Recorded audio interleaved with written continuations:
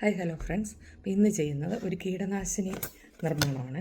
അപ്പോൾ അതിന് നമുക്ക് മെയിനായിട്ട് വേണ്ട ഒരു ഇൻഗ്രീഡിയൻസ് എന്ന് പറയുന്നത് വെളുത്തുള്ളി. ഞാൻ ഒരു തുടം വെളുത്തുള്ളി നന്നായിട്ട് അരച്ചെടുത്തിട്ടുണ്ട്.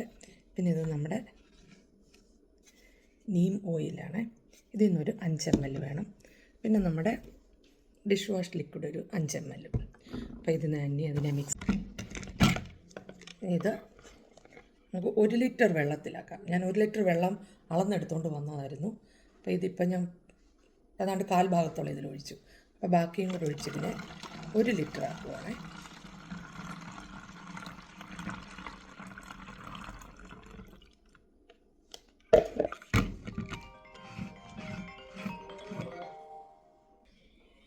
അപ്പോൾ ഇത് നമ്മുടെ മിക്സർ ശരിയായി. നമ്മൾ നീം ഓയിലും ലിക്വിഡ് സോപ്പും പിന്നെ വെളുത്തുള്ളി ഗ്രൈൻഡ് ചെയ്തത് നന്നായിട്ട് അരച്ചതും കൂടെ മിക്സ് ചെയ്ത് 1 ലിറ്റർ വെള്ളത്തിലാക്കി ഇതിനകത്താക്കിയിട്ടുണ്ട്.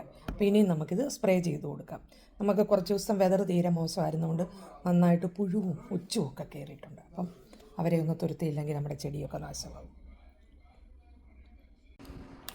ഇതുണ്ട്. അപ്പം നമ്മളിപ്പോൾ ഉണ്ടാക്കിയ ഈ കീടനാശിനി നമ്മുടെ ഈ ചെടികൾക്കൊക്കെ നല്ല ഭംഗിയായിട്ട് ഒഴിച്ചു കൊടുക്കാം. ഇലയുടെ താഴെക്കൂടെയും മുകളിൽ കൂടെയും എല്ലാം. അതായത് ഈ കീടങ്ങളൊക്കെ വന്ന് ചിലപ്പോൾ ഈ ഇലയുടെ അടിയിലായിരിക്കും ഒളിഞ്ഞിരിക്കുന്നത്.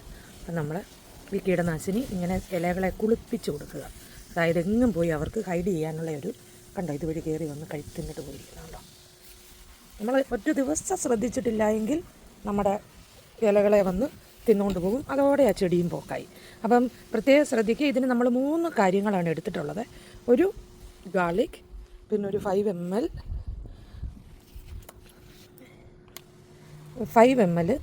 നമ്മുടെ നീം ഓയിൽ, പിന്നെ അതുപോലെ ഒരു 5 ml ലിക്വിഡ് സോപ്പ്. ഇത് 3ഉം ഒരു 1 ലിറ്റർ വെള്ളത്തിൽ നന്നായിട്ട് മിക്സ് ചെയ്തിട്ട് ഒരു സ്പ്രെയറിലോട്ട് നല്ല അരിച്ചൊഴിക്കണം. കാര്യം ഇത് ബ്ലോക്ക് ആവാതിരിക്കാനാണ്, വേറെ പ്രശ്നങ്ങളൊന്നുമില്ല.